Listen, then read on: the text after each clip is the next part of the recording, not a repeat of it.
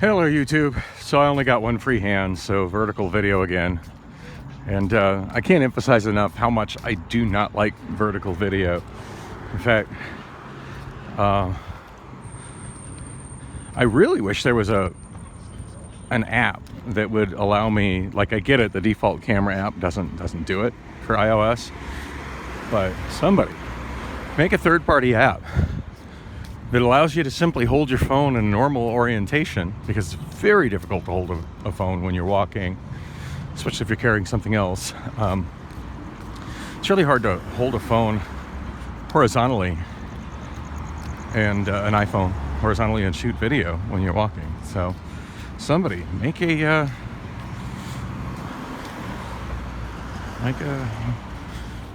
app that will take normal horizontally framed video when the camera is in this orientation. I mean, even if that means dropping some resolution, the resolution on an iPhone camera is already pretty high. I mean, shoot, if I could just walk holding the phone like this and get 720p horizontal video, I'd be quite happy with that app. Just throwing that out there. So, dang, I don't know the date, I don't know the time. It's moments like this I realize just how dependent I am on my car. I know what time it is when I'm in my car because I have a clock on my dashboard. When I'm shooting video like this, the only thing I can see, other than occasional push-through messages, is how many minutes and seconds I am into the video. So that's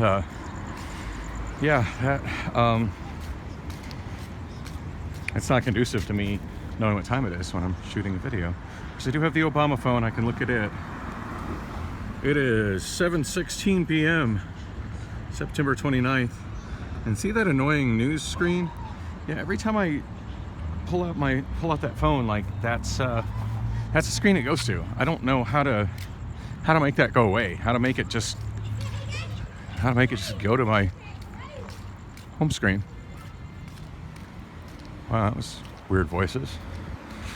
So I'm probably not helping myself for identifying voices very well. I got my Sennheiser headphones on, my right ear, left ear open. Playing a John Bellion MP3 CD I made for the new CD player. Well, new to me, you know, it's from the early 2000s. Yeah, sounds amazing with these headphones, which I guess I had listened to it once when I first got it. So not that I should be surprised. Even absolutely shitty, cheap radios sound good when these headphones are plugged into them. So I'm walking down 48th Street southbound to the post office. Same route that I took yesterday, other than yesterday I went down the other side of the road. I've done a few of these walk-alongs along the Greenbelt multi-use path, bike path, whatever you want to call it. And it's got it's been raining quite a bit lately, so it's got little spots that are kind of flooded. It's not bad, but it's annoying to walk around them. And as nice as that bike path is, one thing I really don't like about it, and one of these days I'm going to send an email to Phoenix about it. Not that I expect the city of Phoenix to care, but it doesn't, like, it goes down 48th Street from Indian School to McDowell, but then when you get to McDowell, it doesn't really connect well to 48th Street for those who are, you know, pedestrians, bicyclists, whatever, who are continuing southbound. Just before you get to McDowell, there's a 7-Eleven on the northwest corner, and just north of the 7-Eleven there's a small little office plaza. Not sure what businesses are in it. It's a small little commercial development there.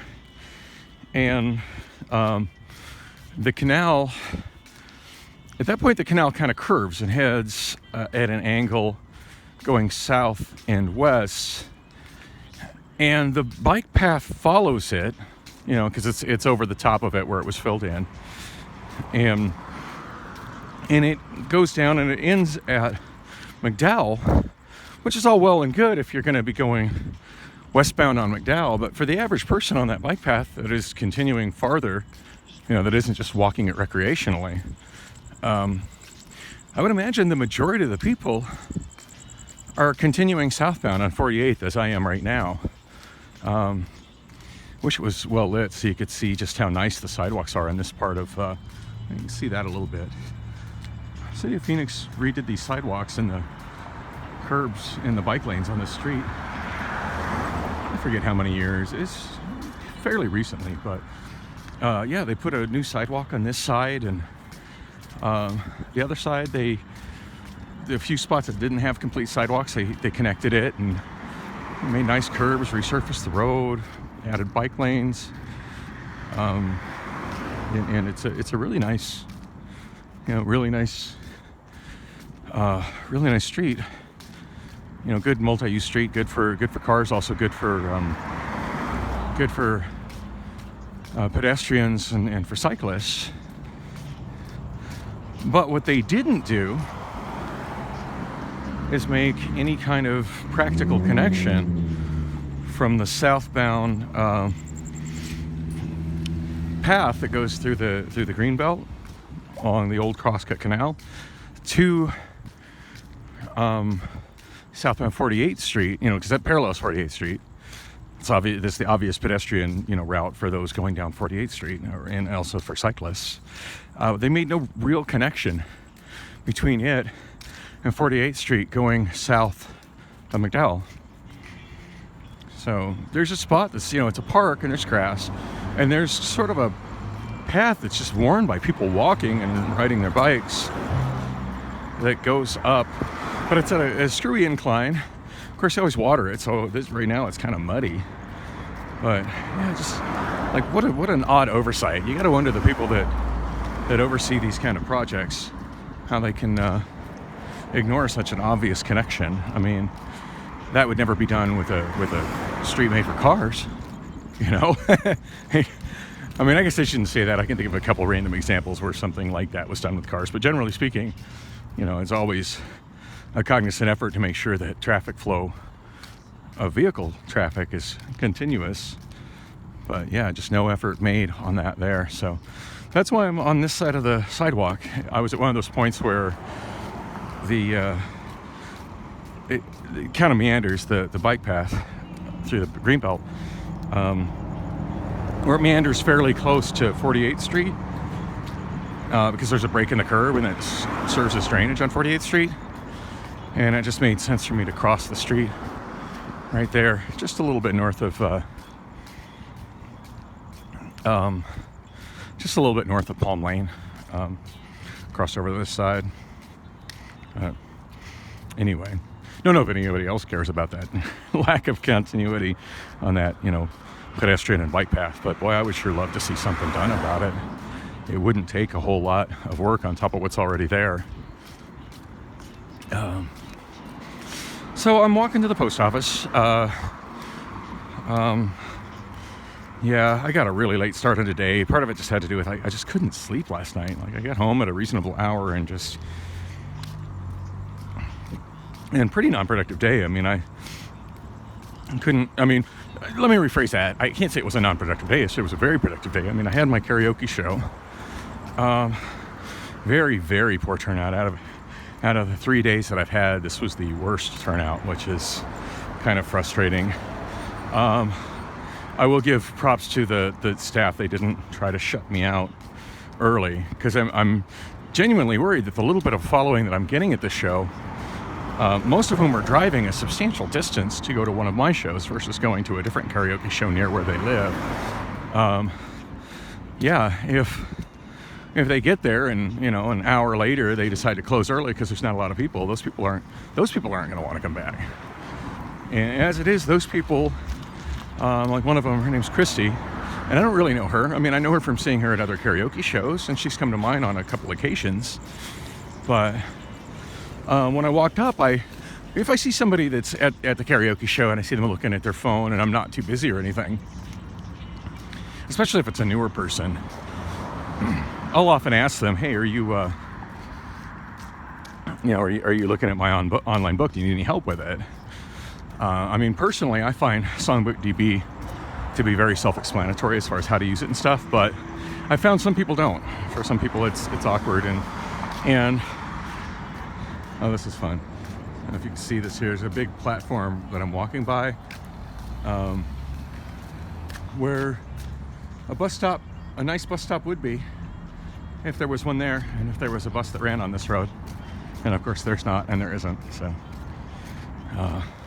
Phoenix ain't got nothing on Scottsdale for that, though.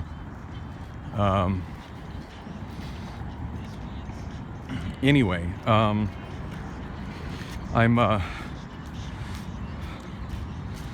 other pedestrians. Well.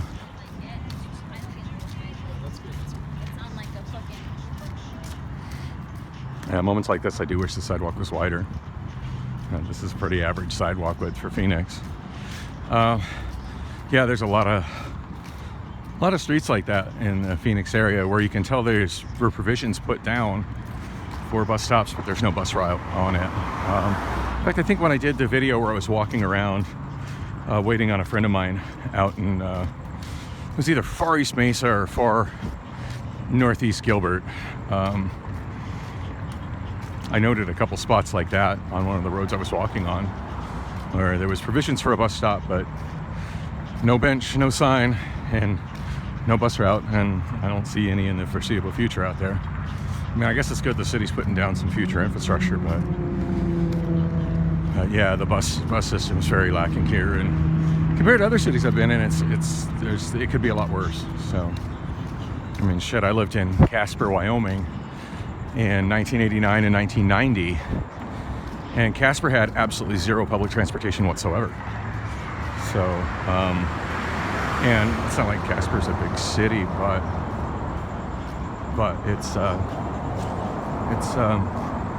it's a sizable town, certainly big enough that you would think it would have public transportation, but it didn't then. Now, I don't know if it has it now. I haven't been to Casper in, God, almost 30 years. So maybe over 30 years. I was going to go to Casper during the big eclipse a few years back, the total eclipse of the sun, but ended up not. I ended up going to Douglas instead, which was way cooler because that's that's where I grew up, and also we ended up seeing me being my best friend Corey and my daughter Allison. We ended up seeing the eclipse on a ranch near Lake Glendo, which we found out later looking at a map that we literally could not have picked a better spot to view. I mean, we were literally dead center in the path of the eclipse. So yeah, all three of us will probably never see an eclipse that well again in our lives. So it was pretty intense. Oh look, here's another one of these bus spots. Another spot for a bus stop, but there's no bus stop. Anyways, I was saying, Scottsdale has an abundance of those, and that's something I've been wanting to make a YouTube video about. Always was thinking about doing it back when I was working for Lime and picking up scooters. We used a lot of those bus stops as scooter stands or hubs, which would be the spot like when you see rental scooters, when you see 3 to 5 or sometimes even more lined up neatly with full batteries ready to be rented. I don't know about the other scooter companies, but Lime calls that a hub, and those are the spots where it's designated where you deploy them after they're fully charged.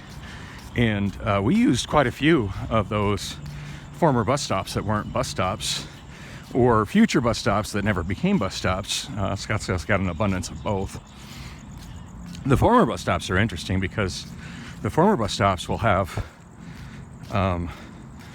benches and speaking of scooters, rental scooters, I think she was on a bird.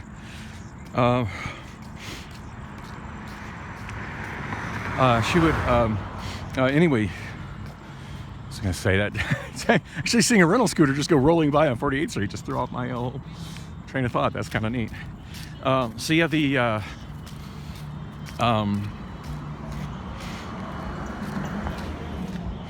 Yeah, the ones that used to be bus stops, because Scottsdale used to have considerably more public bus service than it has now. And at one point I used to collect bus books, because I'm a hoarder like that. And I'm sure I still have them somewhere. After I started driving all the time, I stopped doing it, unfortunately. But I used to collect every edition of the bus book because it's just a way to kind of document the progress of public transit here in the Valley. And you probably have to go about, gosh, it's probably been, like, I've had a little rough patches like right now where I've been without a car, but it's a temporary thing. I mean, shit, I think I own 6 cars. I own so many cars I have to sit and think to how many cars I own. Not that they're good cars. All of them need a substantial amount of work to be drivable, but they're mine. And I should really sell some of them, but it's difficult to sell a car that's messed up. And I'm not just wanting to give the thing away. I had somebody said, my lawyer was like, well, you should donate it to one of those charities, like Cars for Kids. I'm like, yeah, sometimes I'm struggling to feed my kids. I said, I can't be giving anything away. She said, well, you get a tax write-off. I'm like, right, like I need a tax write-off. My income's so low, I'm like not taxed anyway. So, what's a write-off? Whoop-de-doo. If I suddenly got a job where I was making, $60K a year, maybe I'd probably do that. But, right now it just doesn't make any sense. It makes more sense to just try to maybe repair them or part them out or whatever. And I still have the dream someday of having 1 or maybe 2 CRXs that I can drive anytime. That's still the dream. Those are my dream cars, and I'll continue to sit on them as long as I possibly can.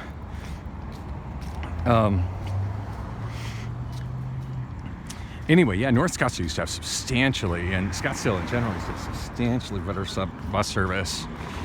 And I would say it's probably been 13 years since I was regularly getting around by bus, without a vehicle and without any seeing one in my near future. In fact, my first CRX was essentially a gift. That's a fun story for another time. In a nutshell, I got that for being at the right place at the right time and laying pipe really well. I'll just sum it up like that. But yeah, prior to that, I had a good solid couple of years after my divorce where I did not have a vehicle, and I didn't see me being able to afford a vehicle. And of course that kind of coincides with, the time period I was homeless as well. And it's, so of course I use the public transit a lot, and being the kind of person I am, you kind of analyze what was there. And Scottsdale, even North Scottsdale, has substantial bus service, and it doesn't now. Anyway, speaking of bus service in Scottsdale, I'm attempting to go up to North Scottsdale, and I'm meeting a friend up there, and we're going to hit another karaoke bar up in that area to kind of promote my show. And hopefully that yields more people coming to the show than when I went to 92nd Street Cafe to do that. Tonight we're going to Ernie's. So yeah, all these bus routes that used to have, all these roads that used to have bus routes on them that don't have buses anymore, all the bus stops are still there, the former bus stops. And they have bus shelters, some of them really nice, covered bus shelters and bike racks and benches and trash cans and all the things that a nice maintained bus stop in a city with the resources of Scottsdale would have. Look in West End, Van Buren right now. But the difference being that now they're still there, but they don't have, they're not serviced by buses. And granted, the majority of Scottsdale is pretty well off and doesn't need public transit. They drive, and even those that don't drive, like, generally have the cash flow to use rideshare, or they're elderly and disabled and have access to some other kind of public funded transportation, like rideshare, that picks them up, takes them point to point.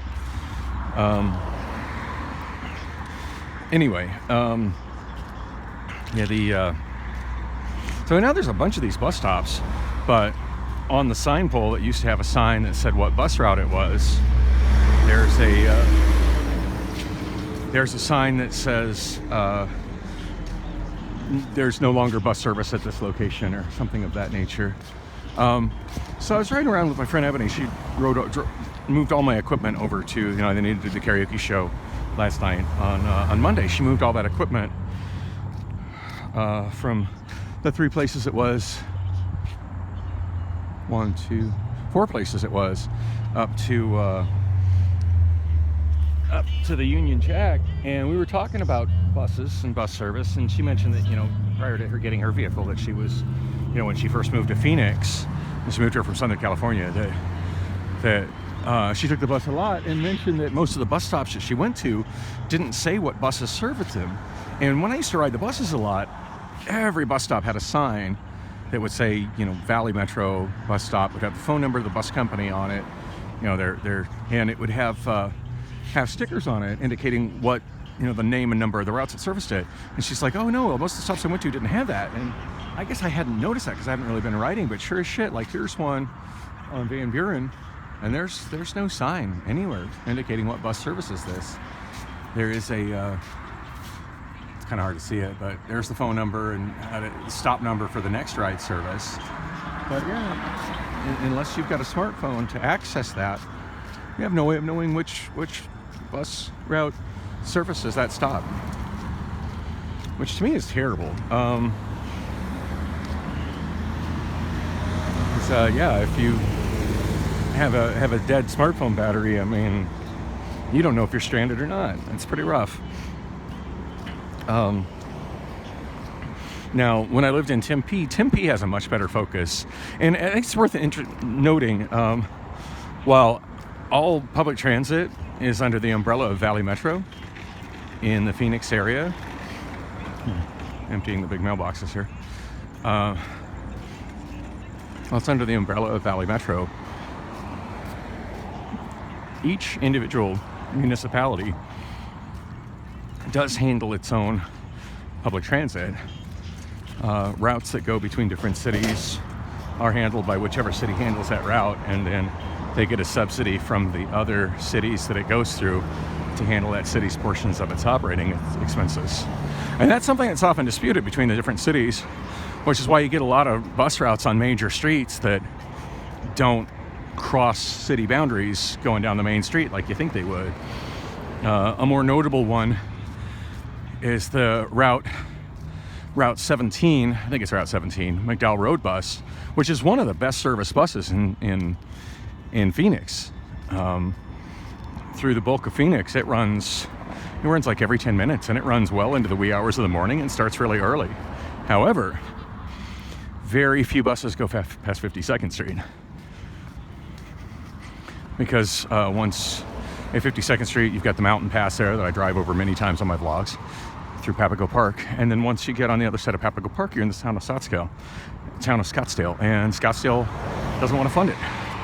So I think maybe 1 in every 3 buses actually continues past 52nd Street.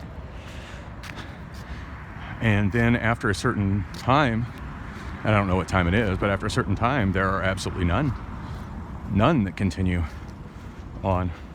And same thing in the morning. It doesn't start as early in the morning. So it's, I don't know. It's awful. It really is. Of course, as soon as I get back in my car, I tend to forget and not care. And I guess that's the way most people are, The average Scottsdale voter drives and doesn't want their taxes to go to a public transit system that they don't use.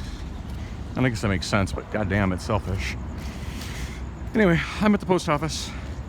I got 4 packages going out, 2 LPs, 2 CDs, so pretty good day.